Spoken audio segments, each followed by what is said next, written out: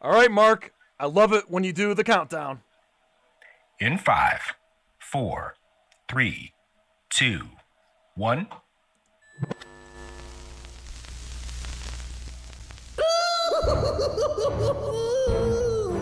Greetings, citizens! You're now trapped in the nerd cage with your hosts Mark and Jay. We hope you have a smashing good time.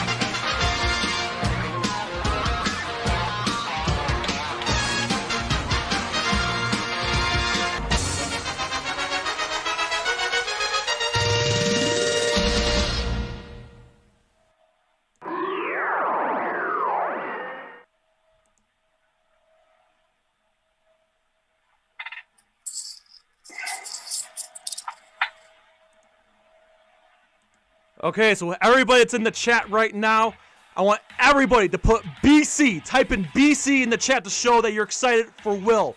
Everybody in the chat right now, I repeat that. Type in BC.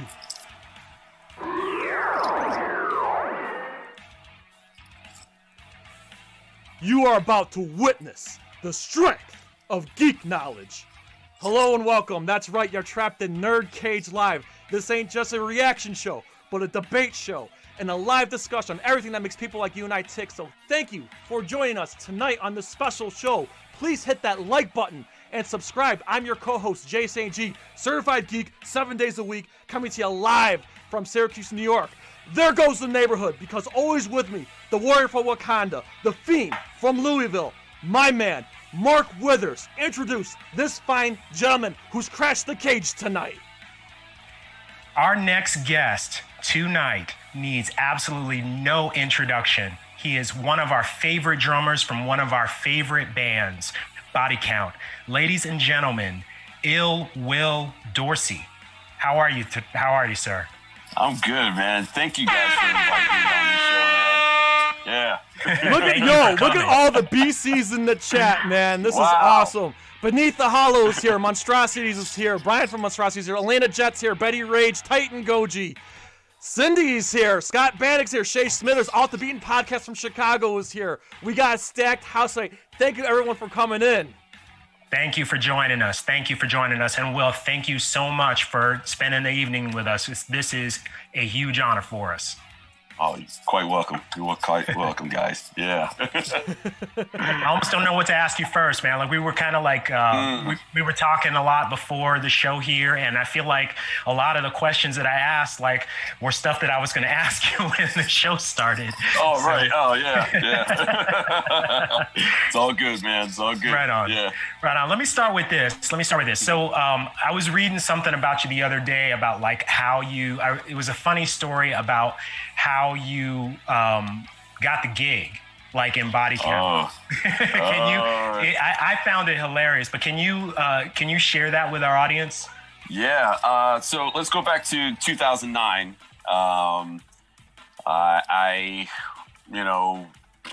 Someone called me up from a local rehearsrsal spot that we were at I was in another band called Blacksmith.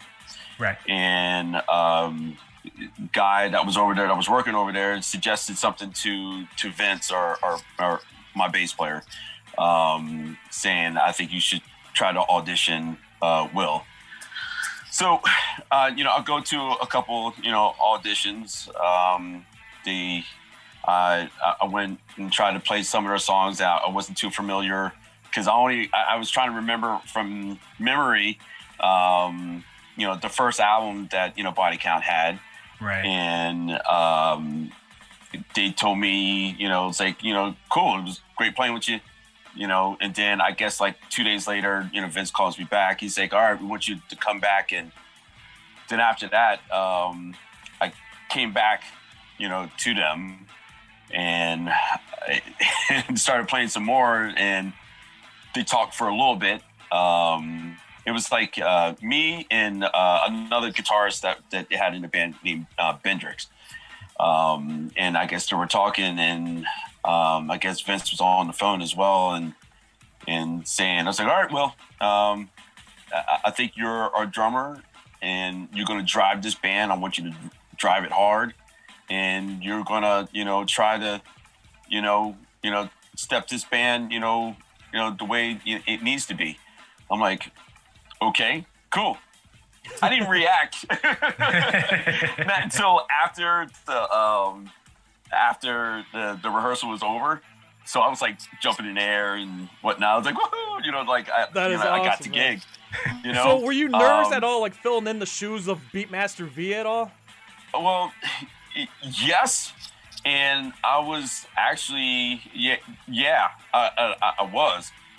Because that's some big shoes to fill. Because his rhythms of his groove is, it's some good groove on some, on those records that he did. And I wanted to make it authentic as much as I could possibly for him. Me joining this band, and I just wanted to, I know I'm a different drummer than him, and I just wanted to make it feel good. Yeah. You know what I mean? So that was my whole objective of that whole thing. Now, after that, we had rehearsals, and Ice wasn't there when I was auditioning. Right. So we were rehearsing, and all I could hear was this is at rehearsal. And all I could hear is Ice in the background. And all I could hear is, this drummer better not suck. He better not suck. I'm like, he better not be wasting my time. And I was like, oh, man. Oh, you got to be kidding me. But that's what I kept on hearing. I was just like, and I got more nervous because then I actually got to see him. Because all I could hear was him yelling at Vince, going like, "You better not suck," So,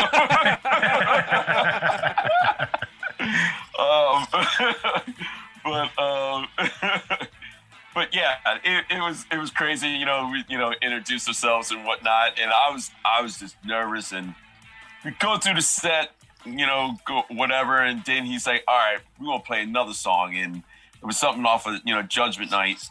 And I know that one. I didn't learn that song. Disorder. I wasn't told to learn that song, Disorder, and I wasn't told to learn that. So I was like, I need to learn it really quick. Can I go in my car? Can you give me 10 minutes?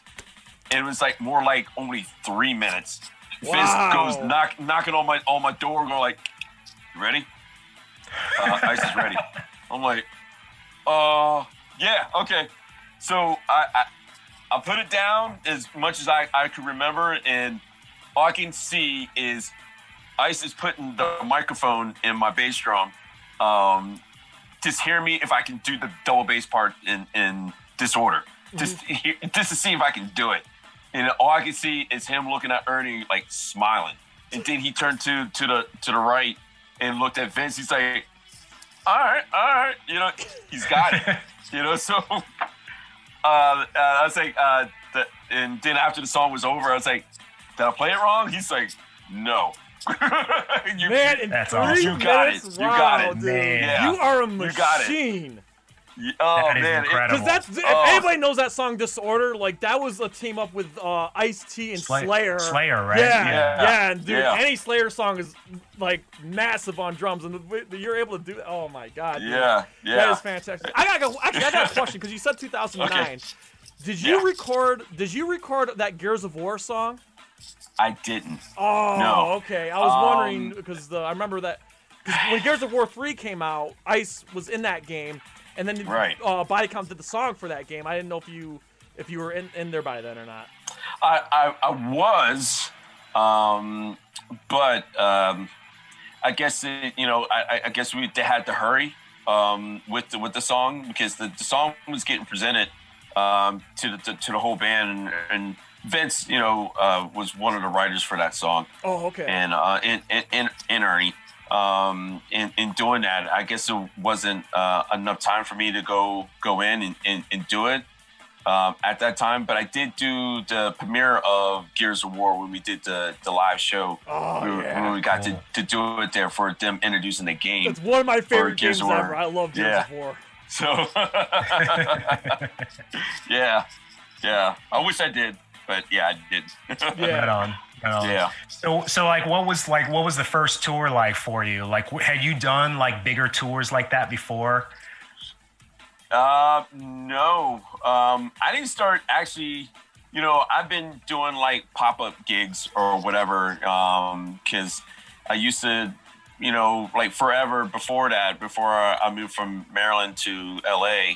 I used to play in a band called Laughing Colors, and pretty much we played every week, and we had a good following and everything. We were getting looked at with RCA, and then 9/11 happened, and then it was like they weren't signing nobody, and I was just then about maybe 2 years later, I decided that the band was starting to break up, and then I was starting to do pop-up gigs here and there, and then I was playing with a band called Jimmy's Chicken Shack.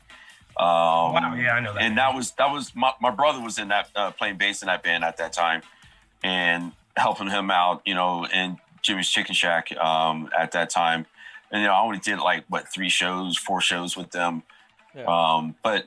And then I decided to move out to LA, and then actually Mayhem really in 2014 was the first run of my first really touring. Really? Oh, wow. Manslaughter. Right, yeah. when we did Manslaughter. Love that record, man. You're right. Thank you. Yeah, no, for real, because when you came into the band, from Manslaughter onward, you guys were hitting a serious groove, best sounding album since the first record. You guys have hit some serious momentum since Manslaughter, and then Bloodlust, and now Carnivore. By the way, if you haven't picked up Carnivore, pick it up in the description, link below. So yeah, but Carnivore, fantastic album, man. I mean, you guys, like I said, you guys have hit some serious momentum these past 3 albums. On top of that, it's the first time in ages where Body Counts had the same lineup back to back to back. Right. Yeah. And also, the sound of everything, in getting our sound was I have to put hands down to my boy Will Putney. Will Putney, great producer. I love that guy. But I mean, he helped us, a lot on the way. With that, with those 2 records, man. But yeah, big up to Will Putney. That's awesome. Yeah, I was going to ask you. Speaking of, as a fellow drummer, I think that your snare tone is one of the best snare tones I've heard in a long time, man. And I'm not just gassing you up. I really I was thinking about this the other day. So is Will Putney responsible for that, or do you kind of work together on developing a tone? Is it a certain type of drum that you used? Yeah, well, things. Yeah, well, the first album, I told him I used pretty much it's a Ludwig, brass snare drum, like a Superphonic, going Black Beauty, I should say. I should know these. I should know these drums. Jeez. Anyway. But we had a Yamaha kind of replica of the Black Beauty for Manslaughter. The second record was a wood snare drum that we used for that one. We switched out a couple other snare drums on that, but on this last record, we had a Tama bell brass. Oh, wow. That thing sounded so sweet. But To answer your question, Mark, I'm sorry. That is answering it though. Right. And Will knows, like he knows I'm a tech too, but he has a certain sound for the drums. Yeah. And he pretty much he did it. The tune's great. So yeah, I'm not gonna. He's like it's like he knows, he hears what he wants to hear. Right. And on those records, but the bell brass, man, that I mean, man. It has such a big sound, you know what I mean? Like, I don't know if anybody else like knows what I'm talking about, but it is just like you feel it. Like every time that snare hits, it just sounds like super powerful, especially like on Carnivore, like on the title track. Yeah, and that opening track, dude. That track sounds so heavy. You know what I mean? I'm just so impressed with it, Yeah. Just real quick, just want to welcome Game Court to the chat, as well as Danelle Blair, DJ Jet. Thank you for coming in. Thanks for checking us out. Appreciate y'all being here. Yeah, thanks, guys. But yeah, speaking of Carnivore, man, like I said, big fan of the album. First and foremost, I got several questions about the album. By the way, people in the chat, if you have questions, ask away. We'll try our best to get them. What made you guys decide to cover Ice-T's Colors on the album? I think that was the decision with Ice. Okay. Actually. No, I love this Ice, update. The song still holds up today, but to hear it over metal, beats and stuff, Right. I don't know if I'm allowed to say this or not, but what songs that we were going to put on there, all I'm going to say is there was one other rap song that we were going to put on there, and it was a Public Enemy song. Nice. Oh, wow. Can you say which one it was? Oh. No. If we guess it, can you just like politely nod or? Sure. Fight the Power? Nope. Bring the Noise? Nope. Man. Rebel Without a Pause? No. You watch Kill Zero? Dude, that would have been sick. Okay, one more guess. Yeah. Louder Than a Bomb. Nope. Okay, nope. I give up. All right. We've been guessing Public Enemy songs all day with that catalog. Dude, that would have been a good song too. Yeah. Oh yeah. There's so many PD songs that we could have possibly done. Yeah. But I'll tell you all later. All right. Okay. No, good. And I got another question about the album. So how did you guys get Amy Lee? That was a friend of Vince. He was our guitar tech, and he was friends with Amy Lee, and got Amy Lee to call Vince, and then the rest is history. Yeah. And that was Vince is he's the go-getter. Yeah. Just get these people on these records,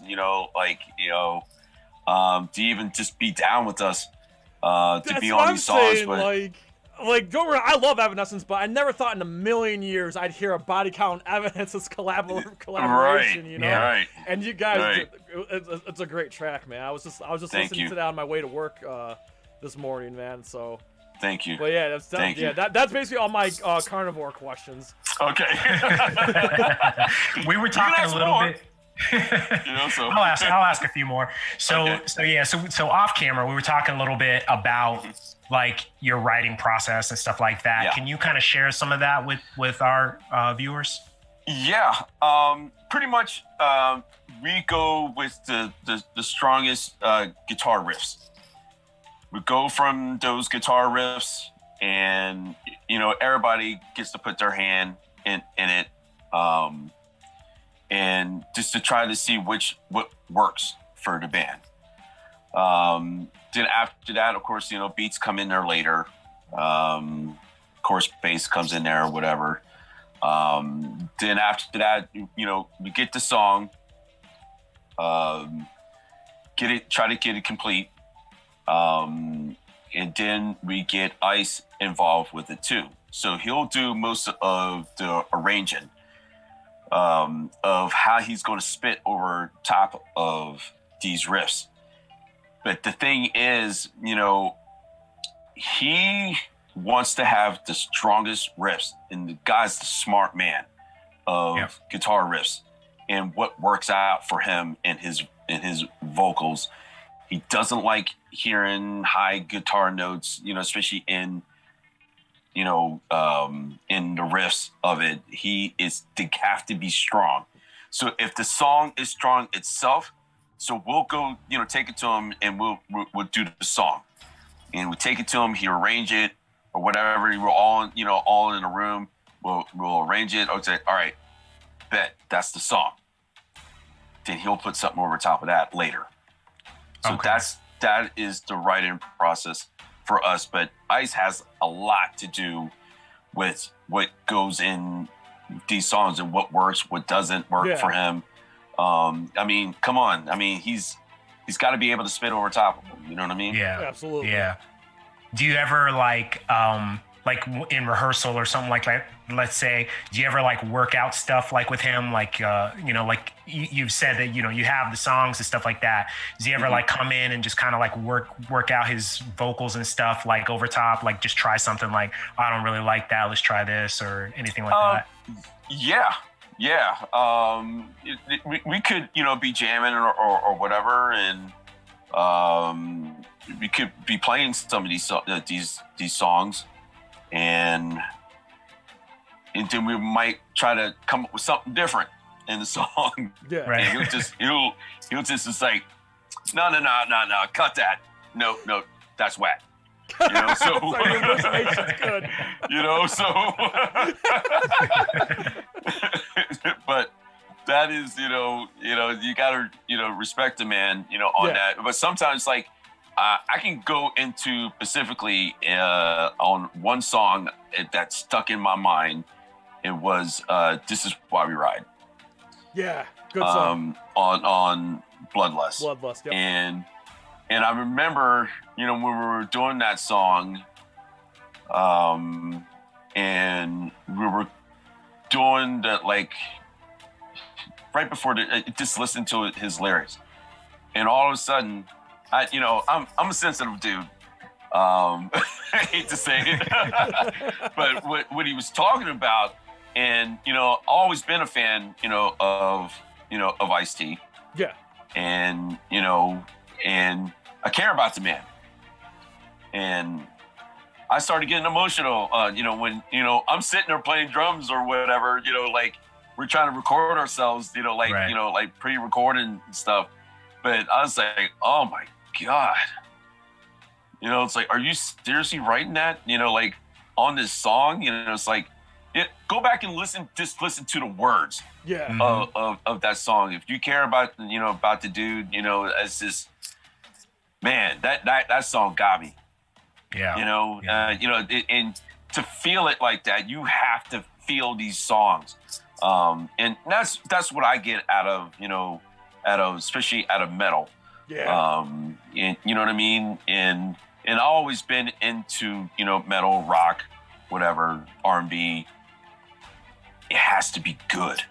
Yeah. And that's where you get the feelers on like a song like that. You know what I mean? But yeah, the feelers definitely came up on that song. We were writing that. Yeah. Excellent. Yeah. So I gotta ask, since you work closely with Ice-T, you got any great stories to share with us with Ice-T on the road? Oh man.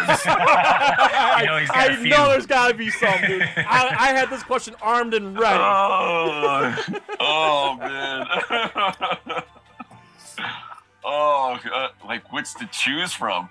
Just share any one you feel you'd love to share with us. Give us a good laugh, or Well, I'm gonna tell you how he is on the tour bus, man. He is one of the guys that you want to stay on the tour bus with, because the dude has stories after stories after stories, and they're all great. Yeah. And I can imagine. I mean, I because he was talking about, like, he wanted to do a movie, and we were going through this. It was during Mayhem Festival or whatever, and we're going through this town or whatever, and all of a sudden, like it's at nighttime. We're driving through like these, neck of the woods or whatever, and everything just gets dark or whatever, and just like all of a sudden it's just it like brightens up or whatever, and there's all like zombies and whatnot, and it's just like he's into horror, like anything horror, like man, there's just so many stories. Like it was just breaking the windows and they go through the bus, and of course they're all attacking us or whatever. Wouldn't that be some wild shit? So we do have a question. Go ahead. I'm sorry, I didn't mean to interrupt you. Go ahead. No, you're good. We do have a question from Off the Beam Podcast. He says, "I'm always interested in history. How did you get into music and particularly metal?" Oh, wow. Okay. All right. So my family, me and my brother decided to, because we used to live in this, let me stop stumbling right now, okay? We used to live in a predominantly white neighborhood, okay, in Maryland. And we got into, we were always into, gospel, R&B, the whole Motown stuff. And then I guess we must have been walking home from school. It had to been like in first or second grade or something like that. And we hear Kiss. And Kiss just blew my mind because all I could remember was Kiss Alive. That someone was playing and someone was just playing it, and then we saw Kiss Alive 2 around that time, and we just saw the album cover, and you open up that album cover, Kiss Alive 2, and it's like you're just sitting there going, wow, I want to do that. And and just looking at those pictures, and my brother could test for this, like I want to be, he wanted to be Gene Simmons, I wanted to be Ace Frehley. And because honestly, me and my brother, like he wanted to play drums, I wanted to play guitar, but we did the whole Van Halen thing, and we switched. And he always played guitar and bass, and I just never gave up the drums. And I was selfish of that, playing drums, and that's what I wanted to play. But yeah, Kiss was always in the forefront for me, playing rock, and then of course getting to metal, but getting into more into like all the going through the pop music or whatever, and of course going through the early 90s. And then one of my good friends, he got us into we were listening to Whitesnake. I hate to say that. I listened to him for a while too. Hey, they were good. I mean, like that guitar player, was it Adrian Vandenberg? Yeah, dude rips on guitar. He was sick. And I was into guitar players, and even though I was still playing drums, I love guitar players. Just love guitar players. Yeah. And then someone introduced me into, of course, Pantera. Yeah. And then we actually going to a show of Pantera, that was like, wow. That's like, man, I want to play this stuff. Yeah. And that was, but a little bit before that, of course, it was like I got into my Fishbone, got into my Living Color, all that stuff, but I wanted something more, and Pantera did it. Yeah. So especially going through, going to a show, going into a pit and all that stuff, and like I'm talking about, like I've been saying, feeling it. Yeah. Like feeling, like their songs, and we were totally feeling their sons, man. Absolutely. So who's your favorite drummer? Oh, I got too many. Name a few. That's all right. You don't have to name one. Name a few. Okay. I'd love to hear this. Of course. Okay. Of course, there's Buddy Rich, Louis Bellson. Let's go through the jazz stuff. And then R&B would definitely be Prince, Sheila E. And then going to the rock pop would be Stuart Copeland. Yes. And then, Police. after that, then I got into my helmet phase. Yes. I was all about helmet. Yes. You can tell when I started playing Get Shot that I was getting my helmet thing on for Get Shot. You know, like man, I love that drummer. Yeah. But yeah. And then of course Vinnie Paul is of course, but then ultimately my favorite drummers, these two drummers, is Vinnie Colaiuta. Mm-hmm. Yep. And Dennis Chambers. Oh, Dennis Chambers. And that was my hometown hero at back in the early 90s, probably 88, 89. Right. And I'm going to tell you a quick story, Mark, about that. And since we're drummers, I was in high school at the time, and my teacher could have set up me getting lessons with Dennis Chambers. And I asked my mom, and I just got my driver's license at that time. And I said, Mom, do you mind if I go up to Baltimore? Which is only maybe a 20, maybe 30-minute drive from where we're living at to go to Baltimore. And my mom says, no, you cannot have drum lessons with Dennis Chambers. I'll say, but he's the guy on the Buddy Rich thing. And I was just, Please tell me that's not the end of the story. She ultimately allows you, right? No. I never got drum lessons with him. I always wanted to get drum lessons for him from a legend like that. But eventually, I was getting into bands, and he would just pop up. He popped up on me like I was the band Laughing Colors, and he popped in to this big studio because I guess we were doing this recording session with the almighty Eddie Kramer. Wow. And I asked him, because I just bought a brand new DW set, and there was something wrong with the hoops or something like that back then, and I asked him, if he could help me tune it, and he did, and he loved it. But he's saying, I'm not the best at tuning. You might have to get somebody else to go tune it for you. And I'm like, all right, that's cool. But but he played on it, and I didn't even want to play the session anymore.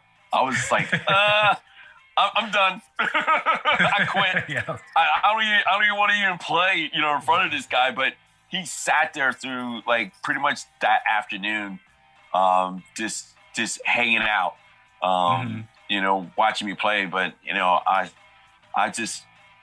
wanted to ask him, say, hey man, it's is it too late to get lessons from you? But he told me that he didn't own a drum set at home when he gets back home. I was like, that's cool. That's cool. That's all right. Man. So that's cool. At least you got to hang out with him and stuff like that, man. Yeah. That's a legend, Yeah, no, he's I've only ever legend. seen him. Yeah, I've only ever seen him. I think he was in. There was a Netflix documentary a few years ago about a drumming camp, and he was at the camp.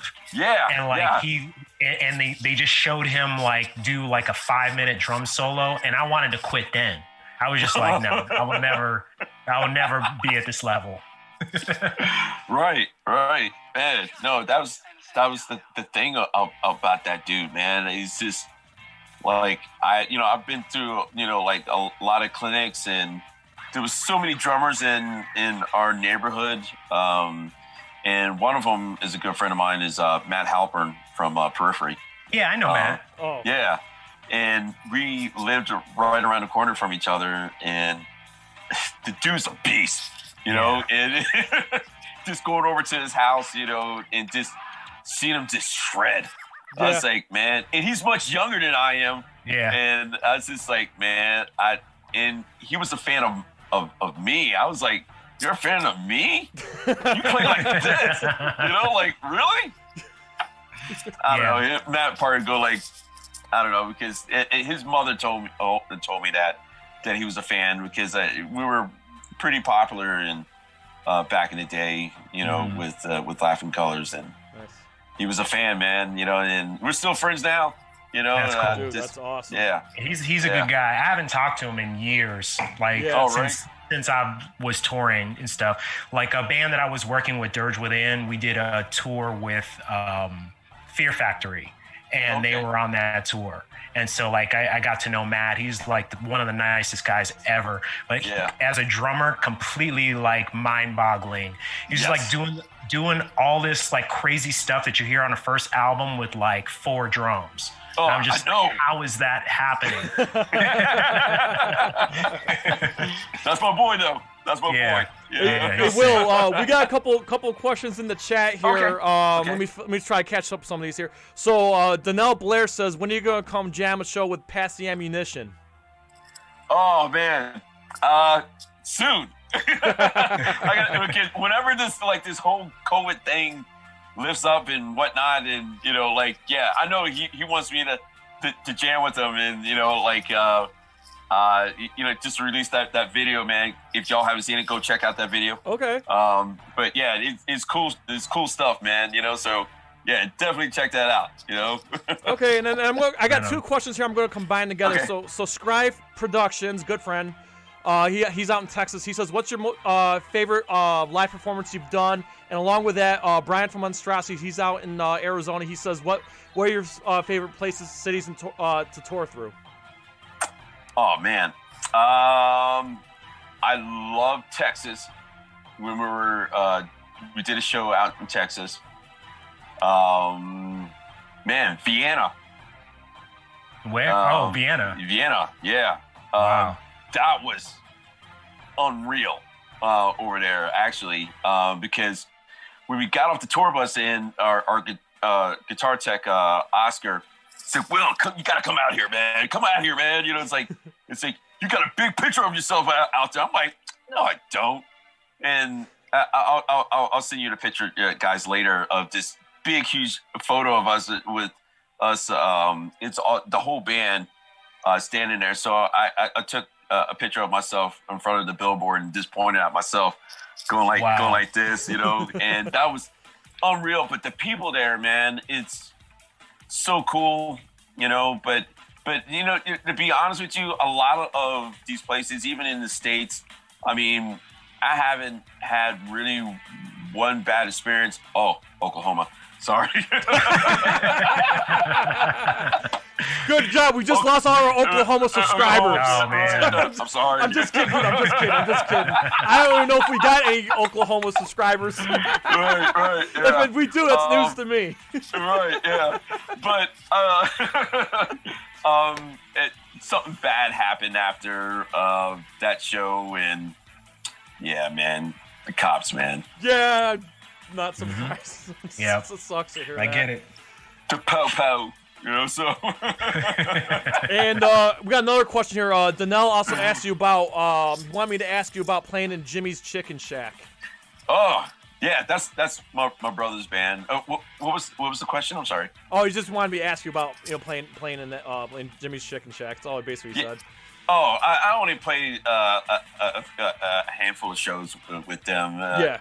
I mean, those those guys are great guys, and okay. I didn't know if it was a restaurant or a band. So. No, it's a band. It's a band. Okay, it's a band, okay. And that was my brother was playing bass in that band, and okay. And I got to play with my brother. You know what I mean? That's what else is better than that? Playing with your brother that understands you musically, what makes you tick and what makes you groove. Mm-hmm. And he gets it.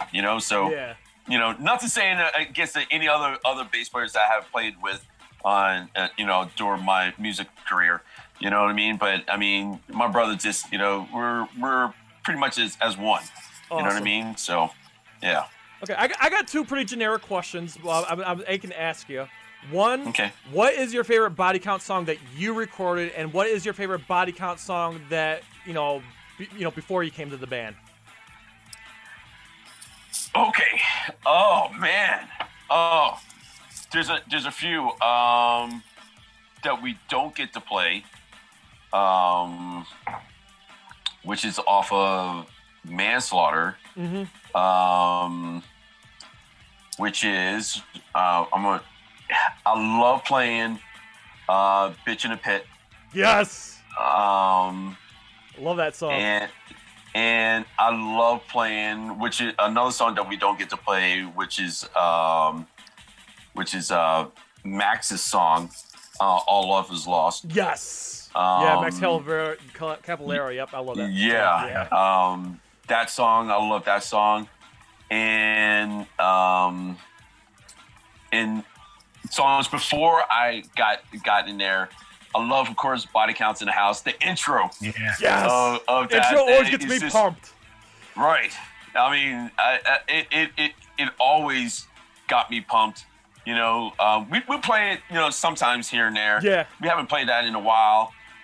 We've been playing, of course, you know, Rain and Blood, you know, as our intro, pretty much now. But yeah, the intro, you know, for, you know, BC,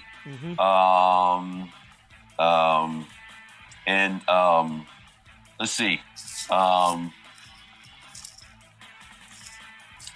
Geez. I'm brain farting right now. when I saw you at Tsunami Fest at Reading, Pennsylvania, you guys opened with my favorite song, Necessary Evil. Yes. Love that song. I love that song. That song kills. That song kills. I love that song because that sounds like an Anthrax song, dude. Right. But with a BC flavor. It does. But with a BC flavor. Right. I love that song too. That's a good one. Yeah. That's a very good one. And there's let's see, Drive By. Yeah, You Killed My Effing Brother. Yeah. Right. I love that. That's another one. That's fast, hard, 1 minute long. I love it, man. It's like, oh. Yeah, dude. Those first two Body Count records, my God, they stand the test of time, dude. Like, and it's just amazing. Like, that album was written like 30 some odd years ago. And everything they talk about is still like relevant. I don't know if it's more relevant now. Yeah, that's what I'm saying. More relevant. It's crazy in the times we're living in, but like how this album holds and like Ice preaching to the masses and it's like still like powerful, man. Yeah, it's amazing that this stuff is still going on, but he's been talking about it. Talking about it, man. I was just like. It's nothing new, you know. They're just getting caught now, you know. So, yeah, exactly. We got a question in the chat here. DJ Jet asks, "What was it like playing in the 8G band on the Late Night with Seth Meyers on TV?" You want to talk about being nervous? Okay. I thought I was nervous when I was being introduced with Ice and playing in front of, you know, thousands of people that come out to our shows. That is nothing compared to TV. TV is totally different and what they expect you to do and stuff like that. It was great playing in that, but I didn't want to be that guy that messes up on that TV show. You know what I mean? When the guests come out or whatever, as soon as they sit down, you're supposed to cut it, you know? But that's the secret of it. And I just, eventually, you know, the first day was, you know, it was a little rough. But after that, it was awesome to play on that show. I bet, dude. And Ice was one of the, you know, like the guests on the first night when I first got on did that show. He was on the first night I was on there. Man, I think he was really, really happy that, you know, one of his members actually is also on TV as well with them. It was just like a proud moment, you know, like on especially on TV, man, you know, but it was awesome. That's cool. All right. So I want to transition just a little bit. Because I know you. Nerd Cages. We talk about music, but we talk about like movies and, you know, comics and stuff like that. So I'm gonna shift over to movies real quick. Okay. I want to know what is your favorite movie that Ice-T was in? New Jack City. Same here. Yep. Oh yeah. Yep. Yeah. By the way, it's not even a contest. Yeah. New Jack City turns 30 next month.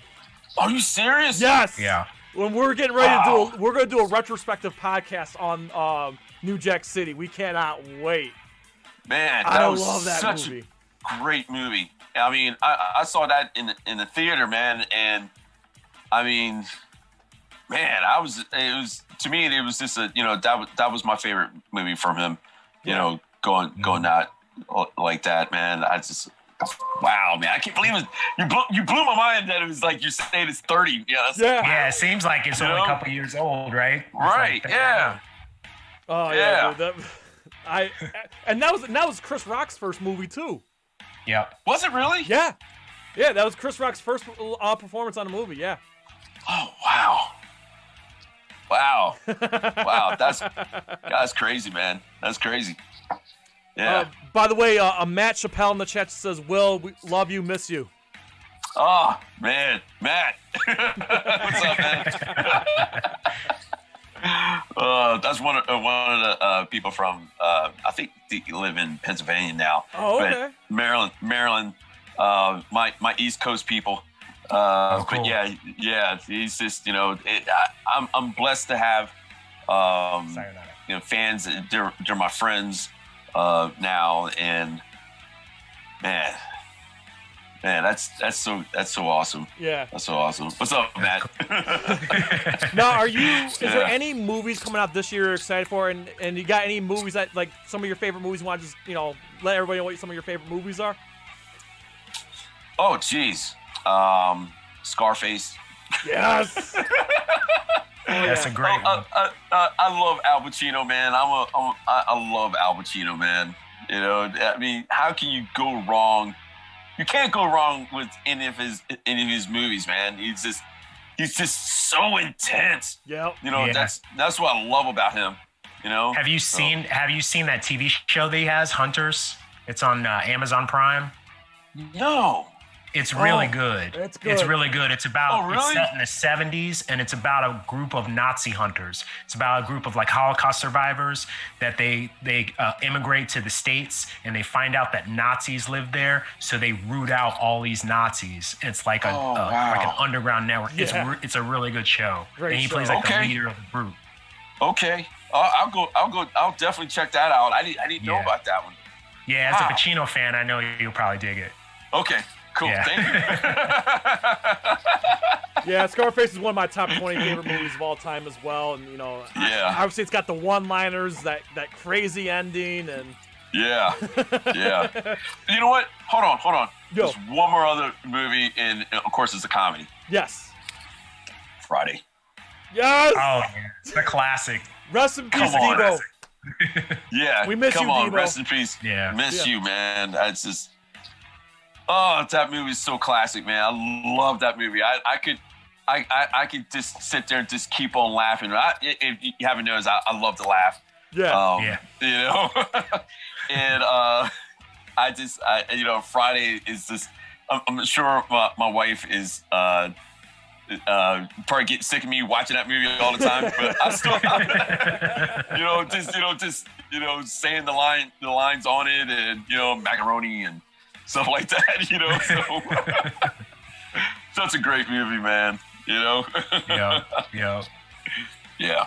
That's on the comedy side, No, I got asked just for my personal benefit, and of course we got some people in the chat here. I'm the biggest, if you can't tell, I'm a big Godzilla fan. Are you a fan of any kaiju flicks or any B movies or anything like that? Ah, man. Don't worry, we won't cry if you're not into it. We're just curious because we've had other guests on the show that surprised us that we're into it. We're like, wait, okay. Oh, really? Man. But can I tell you something? Yeah. Okay. So Ice. So I'm gonna tell you a story about Ice. Okay. Okay. Let's hear it. While we were creating of manslaughter. Yeah. So we're watching all these horror flicks. So he puts on this movie called Centipede. The human centipede? Yes! Oh, yeah. Yes! I've seen all three of them. I'm like, what the Right. That's the reaction I had. Right. I was just like, I've never seen any movie like that, you know. So I actually met the actress that was in the middle of the centipede. She was at a horror convention in Syracuse. Really? Oh, wow. Yeah, and I'm just like, how'd you do those scenes? Like, what makes you, like? Her name's Ashley Williams. Yeah, Ashley Williams. That's the name of the actress. Yeah. So like. Okay. But yeah, like those movies are bizarre. So like what? Oh my gosh! So that doesn't surprise me. Ice-T busted that movie out. Right. Was it just like did he do it on purpose to like gross you guys out, or was he just want like, hey guys, you guys see this, or what was his deal? Yeah, you say, hey, you gotta watch this, because sometimes you get in that writer's block a little bit, and it's like, all right, he's gonna break it up, but he's seen all these movies. He's like, now watch this now. Watch this, so. So he's just trying to see what your reaction is going to be to it. Right, because he always knows that, like, he blows my mind about stuff like that, Right. Like, now watch this, so. Man, the dude's hilarious, man. I'm telling you, he's just like you and I, he's just a down-to-earth person, man. I love that dude. Yeah. So I did have another question. So in light of, like, everything with, like, COVID and stuff and how that's sort of affecting us, we know that it's hitting the music industry super hard right now, especially like with touring and everything like that. Mm-hmm. As that, like, how is that, like, affected body count in the sense of, like, are you writing more? Are you guys, like, doing a lot of, like, remote stuff? Are you just kind of, like, taking a break? Like what's going on with the band in that regard? All of it, what you just said. Well, here's the thing. We never stop writing. We're always constantly writing. Which is great. That we're still writing. We had a big break last year. We didn't know what was going on. No one knew what was going on. It's just. But we did do something, or at this is all getting foggy now, because it all was concentrated on last year. I lost my father, and we did. Oh man, thank you. And all I was kept on thinking about while we were doing the show, and was just doing that show for the Whacking Festival. We did an online thing for that, but I wasn't concentrating at all, and I just literally, to be honest with you, I stopped playing drums for like almost 3 months. But then I stayed over on the East Coast in Maryland for almost 3 months, and I didn't pick up sticks. I didn't really do anything. But then a good friend called me named Jeremy Dyer. And he's in this new project that he's doing with his buddy Mike, and it's called Gaffled. And they just released it a couple of days ago. And I did like a 4-song thing on that. But after that, I didn't.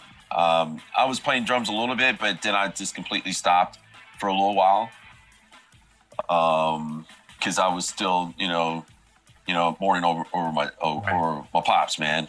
So, it's just, sometimes you just, like I said, you have to feel things, to do it. But now I'm getting back into it, which is good. I need to, to play but I spend, spending a lot of time, with my family, with my kids and the wife there, and you know what I mean? So yeah, it's been up and down, but I'm sure the guys, they've been getting together, probably doing rehearsals and stuff like that, because they can just, go on to the recorded tracks that I've done and just, play but and rehearse, because we want to keep this machine going as long as we can. Right. But I think we're going to be doing something soon, and doing rehearsing again, because we don't know what this year is going to do. We don't know. But we got to get prepared, and it's time now. It's time to get it going again. Yeah. Yeah. So we got a good question here in the chat, and it just dawned on me too. I was going to ask you. So Danelle in the chat asked you how'd you feel about the Grammy nominations that Body Count got? Oh man, shocked, because it was Black Hoodie, right? It was Black Hoodie. It was Black Hoodie. I'm gonna tell you about 2 stories if that's cool. Yeah, absolutely, man. Do that? Okay. Yeah. So the first one, I was on Seth Meyers, and the people. It was like the second day I was there. I was about to tape the third day, and people were coming up to me, like some of the executives there, say, "Hey man, congratulations." I'm like, "Congratulations on what?" And it's like, I'm like, "Thanks. I thought you were thanking me, for being on the show." And then I actually found out from one of the guys that are my friends there at Seth Meyers' show. And say, you guys got nominated for a Grammy. I'm like, what? That's crazy. And then later on that, after I did rehearsals with them, Ice calls me up and say, I can't cuss on this show, can I? Yeah, you can. Yeah, you can. We're not monetized. Okay. Go ahead. Oh, okay. All right, cool. Yeah. Ice calls me. He goes like, "Can you believe this shit? They're giving us a fucking Grammy, man. They might be giving us a Grammy. Can you believe this?" But I never heard him so happy doing that. But he was happy. Even he was on the show like a couple days before that. But that was hilarious, the first time. And I'm literally going back to my hotel, and he's calling me, and he's just sitting there just laughing that that we got nominated, and say, "Can you believe this? This is crazy." Then going to this new nomination that we just recently got for this year. I remember I didn't hear anything about it until Ernie C. calls me up, and he's like, "Hey man," I'm like, "What?" I was like, "Hey, what's up, Ernie?" I love Ernie, love him. But he's like, "Do you realize that I said, "We did it again." I'm like, "What are you talking about?" I said, "We got nominated." I'm like, "Huh?"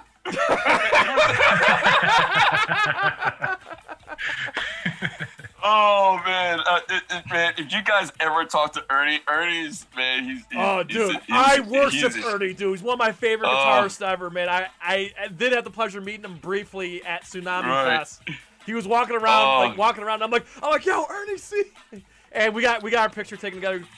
Wicked cool dude, man. And like I said, he's hell underrated, man. He is. He is, man. And I love his guitar playing. And he's a great singer too. Yeah. I didn't know that he was the one singing first before Ice, in Body Count. Really? I didn't know that either. Yeah. He was singing first. I did not know that either. And that until, Body Count actually really, Ice is the singer, rapper for Body Count. Right. Man, it's just Ernie, man. He's just that's another dude. I mean, he's got stories too, man, and it's all knowledgeable stuff, and it's just, man, you just want to sit there, just take it all in. You have to take it all in, because he's just great storyteller as well. Do any of their stories make it into the songs? Like, are there any songs that we would know that, like, oh, this is based on a true story? This is like something that happened. I think maybe for Ice, I don't think because Ice writes all the lyrics. Right. I don't know. I could be 100% wrong on this, but I haven't heard anything. I don't know if Ernie, because Ernie and Ice are very, very tight. You know, close friends, and same with Shawnee Sean, that's in our band as well. Yeah. Those three, you know, they all went to school with them. But it's just, man, yeah, I don't know. That's a good question. I need to ask that myself and find out, you know? I was always curious about like Black Hoodie and stuff, because that like tells a story. And I was like, I wonder if like that actually occurred, and that was like one of Ice's friends that happened to, you know? You know what? It wouldn't surprise me, you know, to be honest with you, because that's, because originally, and I'm going to backtrack on you for that song. Originally, that song was called God Kills. Oh, wow. Totally different lyrics on it. And I remember we were filming No Lives Matter, and Ice comes in and he's like, how about this? And he puts this on. I'm like, yo. Yeah. Are you serious? Oh, wow. This is deep.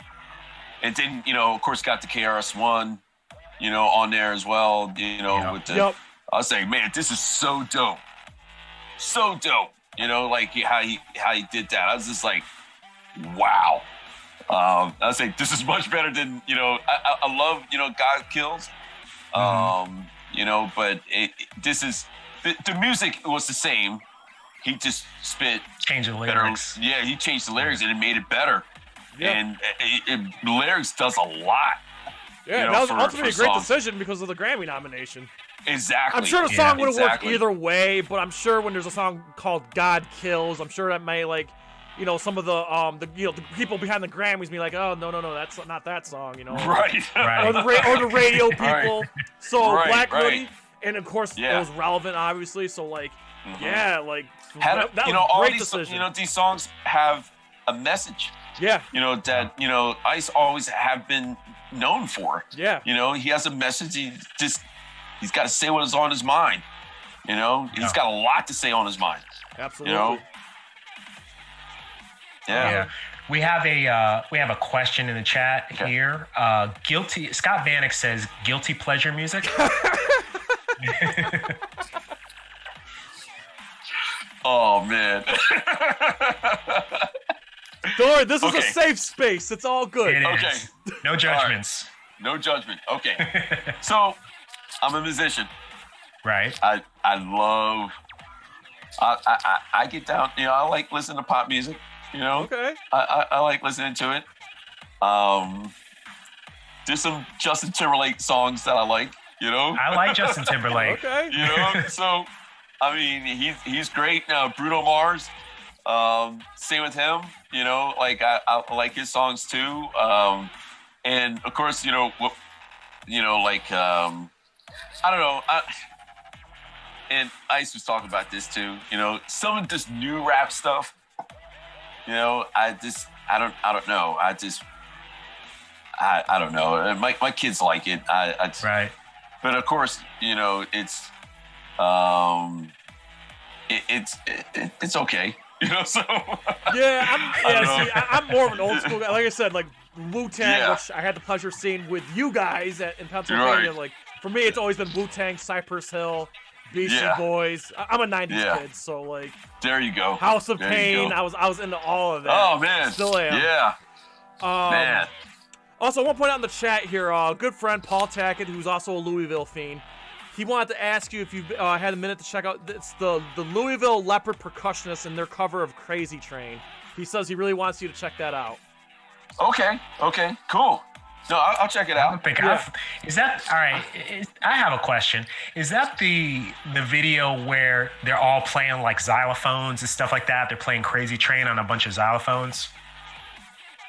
Yeah, we'll see when Paul gets to us. Yeah, there's a delay. Okay. While we're waiting for Paul to answer us here, Shay Smithers, a friend of the show, he wanted to ask you if you're much of a comic book reader, or if you're a fan of any comic movies. Oh man, of course, Spider-Man. Yes. I love the animation for that last Spider-Man movie. Into the Spider-Verse. Into the Spider-Verse? Yeah. Yeah. Dude. I was blown away because I love animation like that. Yeah. And at first, my kids all like, say, "Oh, we gotta see the Spider-Man." I'm like, "Oh man, come on," because normally when you see, like some animation, there's not like the Japanese animation, Right. where they go all the way through with good animation through it. But this kept my mind, going. I was like, wow, this is good, really, really good.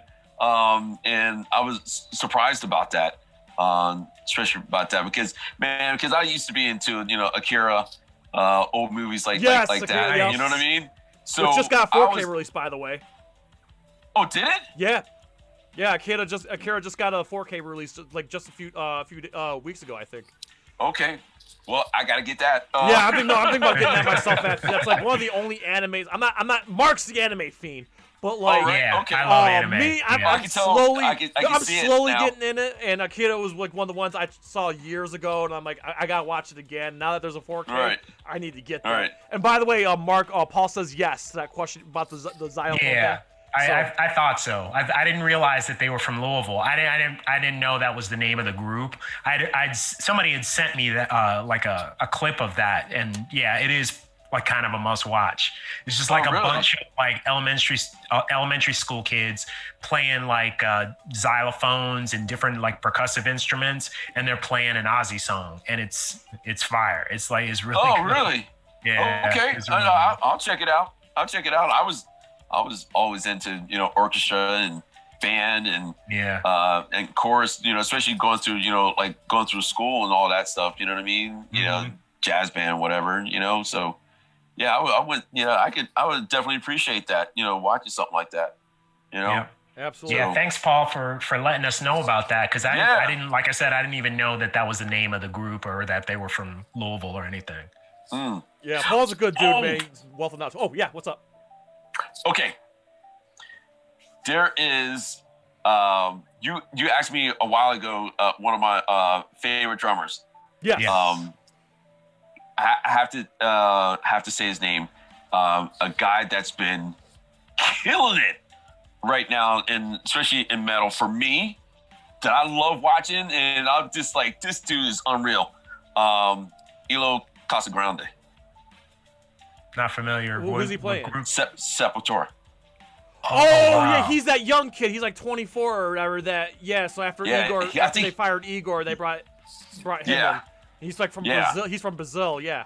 Yeah, he is. Yeah. But that dude's unreal. Watch him play this recently. He just played a cover of the Slipknot song. Okay. And absolutely kills it, man. I think it's his passion and his the way he's hitting his drums. Them cymbals are, I feel sorry for them cymbals. I have to say, but I mean, this dude is, for me, killing it in the metal world for me, that I enjoy watching. And it's just like, man, the dude got some stamina, and and he's ripped as hell too. So yeah, he is. Man, I wish I had time to do that. So. Yeah, no, my favorite metal drummer is Chris Adler of Lamb of God's my favorite drummer. Oh, yeah, he's awesome. Man, yeah, no, Chris is, oh man, great drummer. And I loved when he played in that Megadeth album too, Dystopia. Yeah. I actually, in the back of my mind, I kind of wish Megadeth would keep him, but I know. But yeah, and I think I don't even know what Chris is doing now, because I don't even think he's in Lamb of God anymore.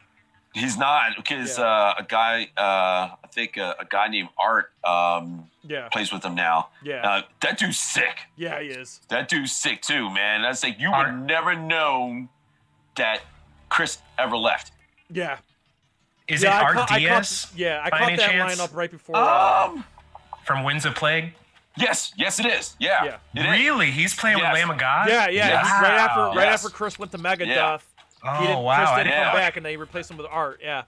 Yeah. Wow, And yeah, they, he is a good drummer. I saw that lineup Yeah. on Slayer's farewell tour. I saw Lamb of God with Art on drums. Man. Yeah, it was Dude Slayer, kills. Anthrax, Lamb of God, and who was the other one? Napalm Death. That was the other one. Okay. Yeah, Okay. that last Slayer tour, they actually stopped at Syracuse. And, Wow. yeah. Yeah. No, it is. That you're absolutely correct, Mark. Yeah. Wow. Yeah. Yeah, that's another guy like I know a little bit and toured with a little bit, but I haven't talked to him in years. Like I had no idea he was playing with them. That is so cool. Good for him. Yeah. So I say they definitely found the right drummer. See, and I know you attest for this too, Mark. When a drummer steps into a role, into a band that's already established already. Mm-hmm. And for me, it kills me what some of these drummers do. And what kills me is, okay, these drummers put their stamp on these songs and fans listen to these songs. Even though if you're a musician and a drummer, wouldn't you want to hear those certain fills that the old drummer did in those songs? If you can make it better, then do it better.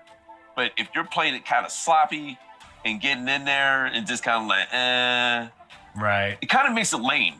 Right. And I hate drummers that don't play as well as the original drummer. The original, yeah. You know what I mean? I don't know if that kills you or not.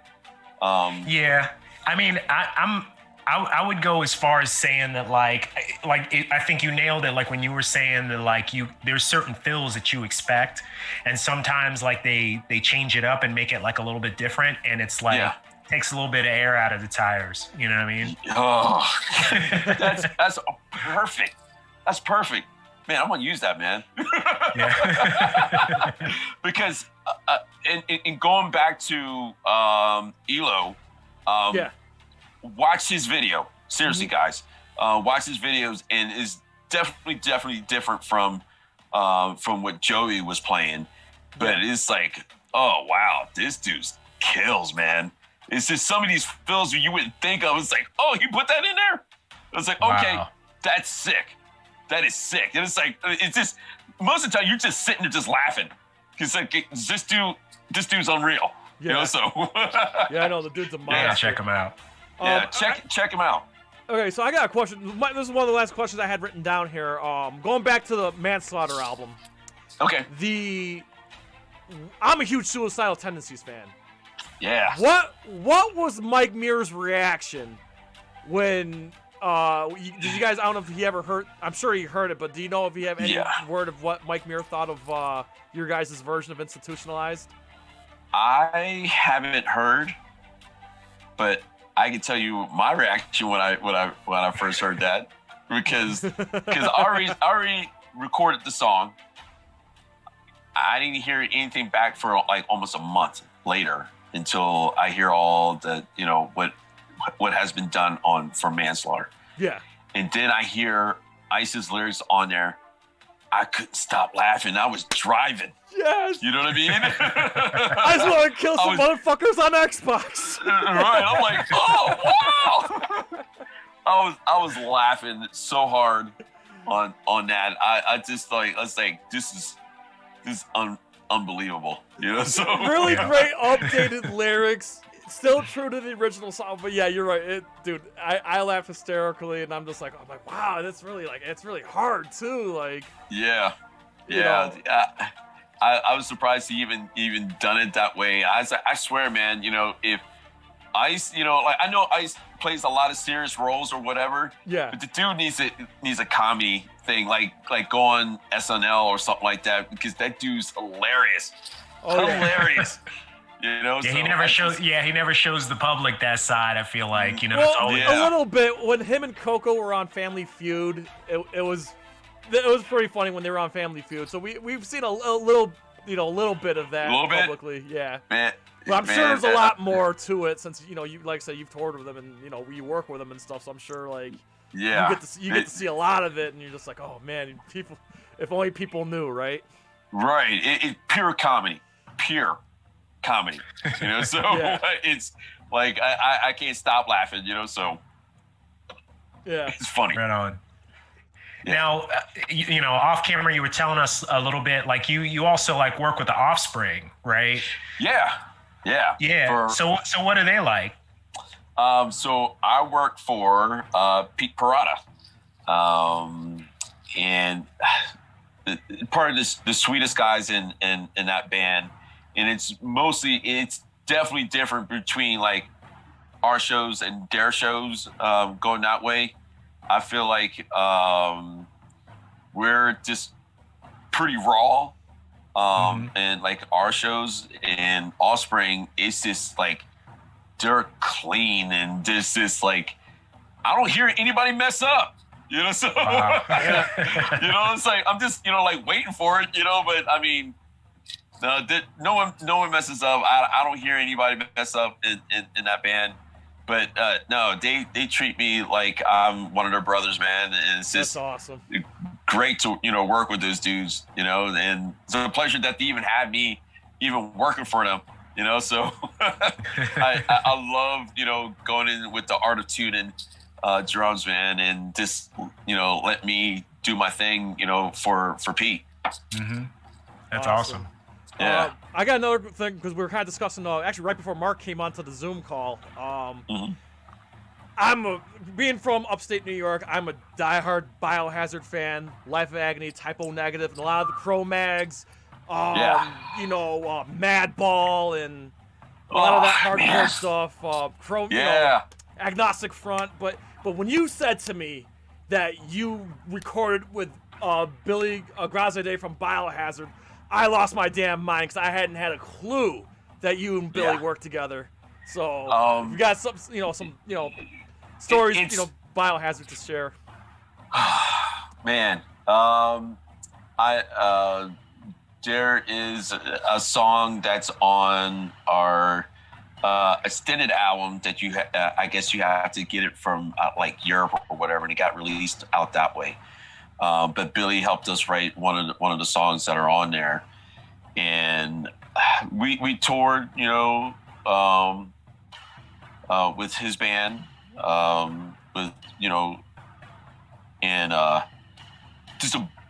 he's just a great dude. Yeah. And he's so intense on for the shows. Oh yeah. And man, I just remember, back in the day, me watching them, even them opening up for Pantera, whatever, and just watching those guys, man. To me, that was my other side of the hardcore, like what was hardcore. Yes. And it was to me, East for Coast, me, baby. it was, yeah. And, I just, like, I never seen nothing like that, man. Like, of course, I was always into like the punk scene a long time ago. Yeah. But it just had a little bit of both, and it was just like so street. It's just, man, hard to describe. Biohazard, like that. And man, I'm glad we got to to tour with those guys, for a little while. And man, I would have bunch of killed great to people. see a Biohazard body count show, man, for real. Oh. Like, man. Right. Yeah, we played with his band, Power Trip? Yeah, Power Trip, with Sendog, Yeah. Great Another album, guy. by the way. I think they recorded another album. It hasn't been released yet, but yeah, Power Flow. Excuse me, it's Power Flow. Yeah, Power Flow. I'm Flow. sorry. Yeah, it's Power Not Flow. Power Trip. Yeah, Power Power Trip. Trip is- There is a band called Power Trip, but Power Billy Trip. and Sendog. Yeah. Power Yeah. Flow. And I saw Billy. Actually, I just saw Billy's solo. His solo band, Billy Bio, open for Life of Agony right before the pandemic started, and it was cool because he played his solo album. And he did some Biohazard covers. And one of the covers they did was How It Is, the one that Sendog did with Biohazard. Man, I'm just like, oh man. Like I said, I worship Billy because I'm straight edge because of him, and like. Right. And the same, listen, I gotta give him credit. I gotta give Mark credit too. When Billy is up there in age, but he don't look it, he don't act it. No, he's he don't. black belt jiu-jitsu, still whoops a lot of Wow. ass. Like Yeah, I look at Mark, I look at Billy like okay, dude, I see those guys. I ain't afraid of getting old. Because they ain't old. They ain't old. You know what I'm saying? Like, Right. Like, right. and I'm like, you know, Right. I want to walk that path. I want to maintain a clean, healthy lifestyle like Billy There you does. And like, Yeah. and like I said, Biohazard, like to me, well, I got into Biohazard because it was the TV show Oz on HBO. One of those shows where like, hey, my mom better not find out I'm watching Oz. She'll die. Right. Because I was just a kid when that show came out. Evan from Biohazard was in Oz, and then I remember someone telling me, "Oh yeah, he's in a band called Biohazard," and blah blah blah. And that's how I got into Biohazard, which also that's how I got into like Typo Negative, Life of Agony, and so on and so forth. But but Billy, dude, Billy's the man, dude, for real. Like, I loved everything he's been involved with. So I'm glad you got to share that story, you know, with me earlier today. You know, about that I had no clue you recorded with him. So that's awesome. Yeah, that was cool. And I'm sorry I mentioned Power Trip. Yeah. Power Trip was with Riley in the band that recently passed away, right? Mark, help me out now. I honestly don't know. Yeah, I'm not No? sure. Okay. But I mean, we did a video with Riley recently. Well, it was when the pandemic was going on last summer, and he did that video because everybody did it from home.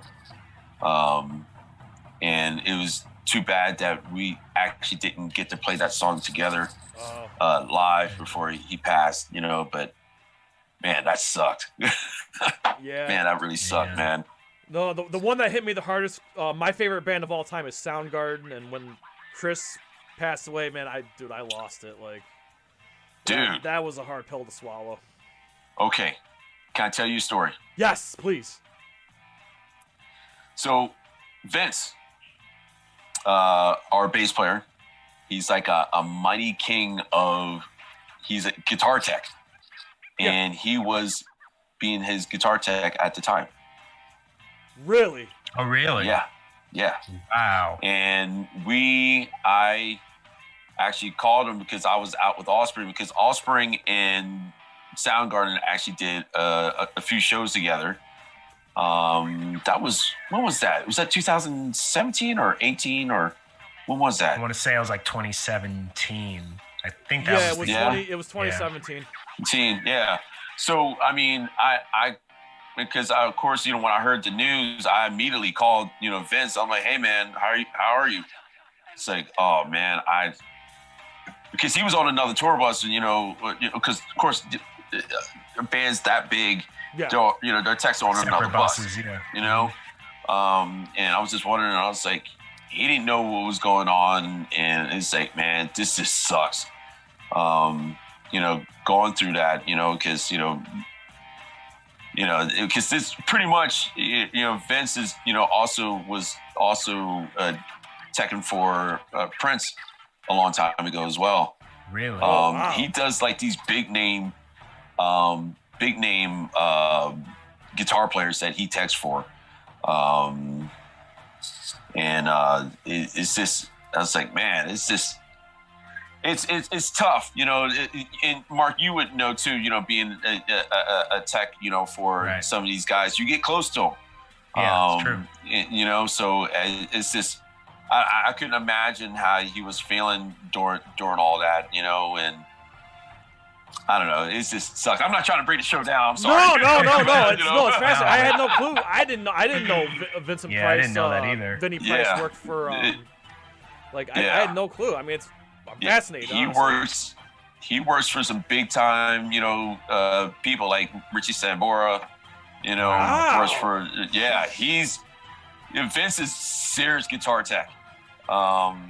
You know, so he's just one of those guys, man, you know, and I mean, you know, of course, you know, he texts, you know, for, you know, body count too, you know, so sometimes, you know, but I mean, he's just like, he's a, you know, what I would say a guitar geek, you know, because that's all he has in his shop is a bunch of guitar stuff in his shop, you know, so it's just, man, it's just, it's great that, you know, he has that knowledge of knowing guitars like that, and that's good. That's really good, for for bands that have that kind of dude in your band. Yeah. All right, Yeah. so it's getting close. Yeah. It's getting close. No, you're good. It's getting close to 9. It's getting close to 9:30. I want to respect everybody's time, including yours, Will, and everybody in the chat. Mark, you got anything anything that we want to mention or ask before we wrap this up? It's going to be one of those things where, like, I'm racking my brain because I know that there's some questions in there. And then as soon as we go off, I'm going to be like, man, why didn't I ask him this? Right. Right. That's all right. Yeah. Man. Okay. I hope I get to answer, get back on your show. That's what I was going to ask. I'm so glad you said that. I was getting ready to ask that question because I was going to put you on the spot. And I'm like, I usually have to ask our guests. So that being said, I would be absolutely honored and astounded and like stoked for you to come back again on this show because, man, this has been hella fun. And learning all these stuff behind the scenes of Body Count and all the other bands that I listen to, like it's been what an experience it's been to this past hour, man. It really has. It's been so surreal. I mean, it's been absolutely awesome. We cannot wait. We'll have to figure out to get you back in soon. This is okay. I got one last question. I just thought of one. Right. Okay, cool, so you're a Kiss guy. You're a drummer. Yeah. I gotta ask you, Peter Criss or Eric Carr? Oh. Okay, that's not a fair question. You know why? Why? Okay. So I don't know how old you are. I'm 50. But I just turned 50. Oh, really? Okay, I turned 50 in April. What? Yeah. Oh, wow. 50 I thought you were way younger. Wow. No. Wow. Yeah. Respect, man. That's awesome. Wow. Hey, man. Hey, black don't crack. It's true. It's true. We're living proof. But during that time, and not knowing who played on these records, like Kiss Dynasty and Kiss en Masse, going that way, I didn't know that it wasn't Peter Criss playing that stuff. Yeah, Anton Fig, right? Fig, exactly.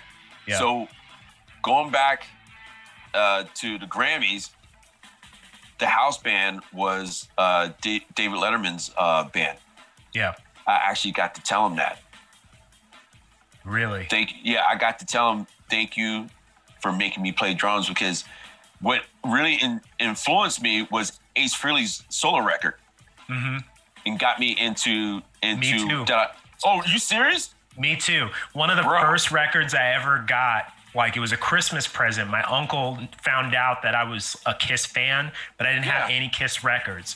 So he got me Ace Frehley's solo record as a Christmas present, and I blasted that, and that was like my entry into like playing drums. That's how I learned. I taught myself how to play drums from that record. Same here. What? Yeah. That's crazy. And my parents bought that for me and my brother for Christmas, along with Bee Gees and Chic. Wow. Yeah. And going that way, and I'm still a fan of those other bands as well. But yeah, that was our first Kiss record, was Ace Frehley's record as well. Wow. Nice. And that's the reason why I wanted to play guitar first, because of Ace Frehley. I always thought I wanted to be Ace Frehley, but I started feeling more of the drums on that record, because Anton Fig just killed it on that record. Yeah. To be honest with you, like back then, just thinking about it, and back in '78, going that way, with those solo records, but with Ace Frehley's solo record, because I'm sorry, but none of the other guys had Anton Fig. Right. And there was a magic thing that happened on Ace Frehley's record, and you could tell. Yep. Having Anton on there, even on Kiss Dynasty, killed it. And like Charisma, like who comes up with a drum beat like that? Right. In the beginning of that song, like that, like, okay.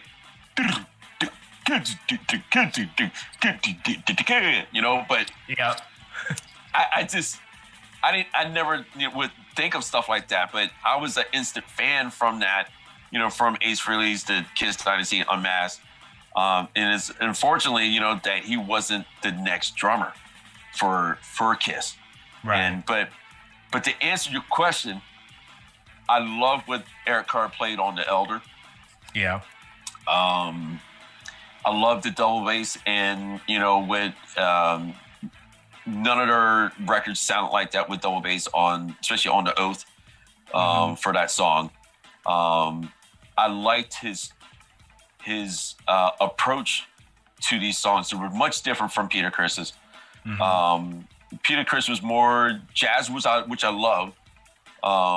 Especially if you go back to Love Gun, like Hooligan, going that way.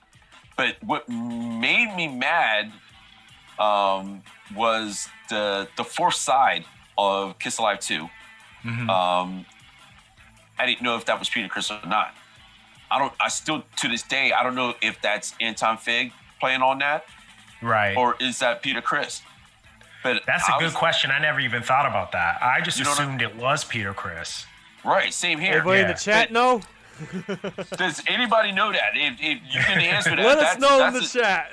Right. No, it's a good question because it was more technical. If going back to listen to Rocket Ride, right. Made in the USA, especially Larger Than Life. Oh yeah. Come on, who plays a groove like that? Right. That was so laid back. I think it's Anton Fig to be honest with you, but.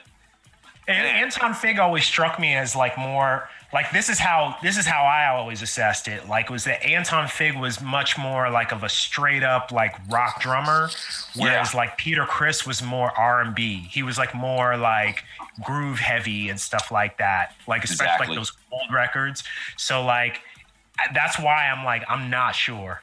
You know what I mean? Right. Man. That's awesome that you got it. That's crazy. We both did that. Is yeah. I like that, man. Yeah, that's awesome. Amazing. Loving the common ground. So, all right. So, Will, before we go, is there anything you want to promote, or any message for our everyone here at NerdCage and everyone else that came in to any last thing you wanted to get out there, or any message to everybody, or anything? I am like that. I wanted to let everybody know that I will be posting out something for this band that I actually got to record on called Gaffled. And there's supposed to be some more songs coming out from them as well. If you guys dig it, I hope you guys do. It's different from Body Count. Don't expect Body Count, because it's not Body Count, so, because I hope everybody, it's all right, this is separate from Body Count. That they're doing their own thing and just appreciate, the music, man, But that should be coming out soon. I have some things on the works that I need to get my butt on. And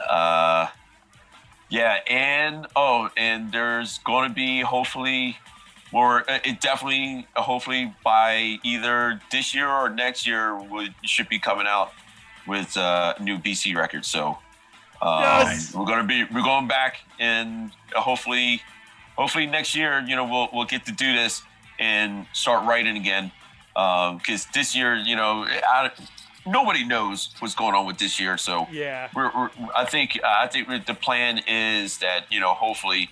Because almost every other year, we always go in this cycle that, we tour. Next year, the following year, we write a record. We tour. And this year, we didn't get to promote Carnival. And it's a shame that we didn't get that, too. And I also I wanted to play No Remorse. At least get that into the set. I don't know if you guys heard that song, No Remorse. On that record, but I love that song. I love what Ice says.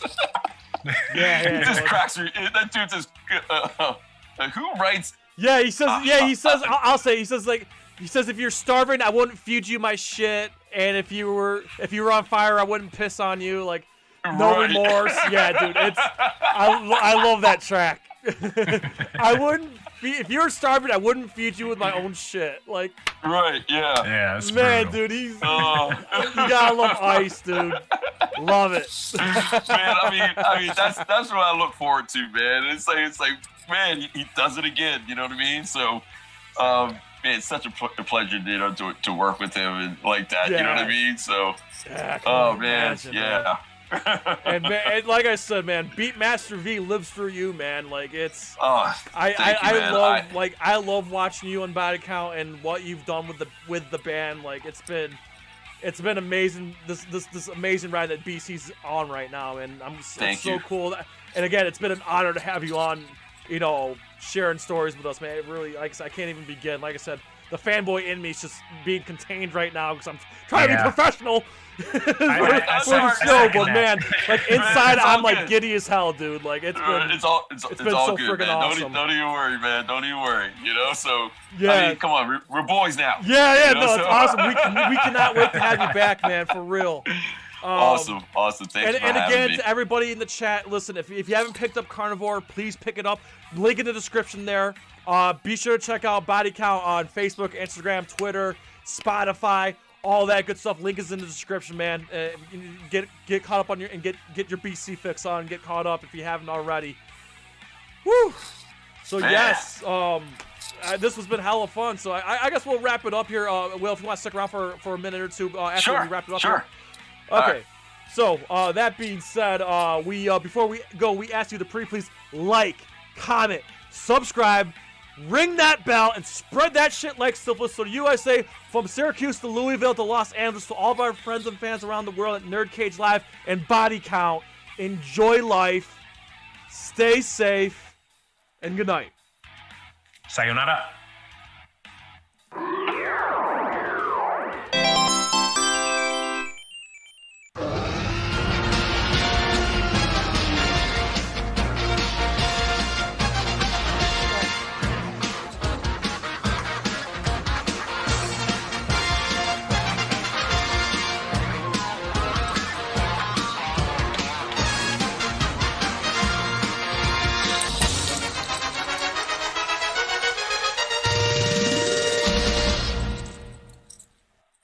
Ooh, trying to get out of the nerd cage, are ya? Well, before you go, hit that subscribe button. And if you're really intrigued, ring that bell. Thank you for dropping by. Until next time, tell everyone you know about NerdCage Live!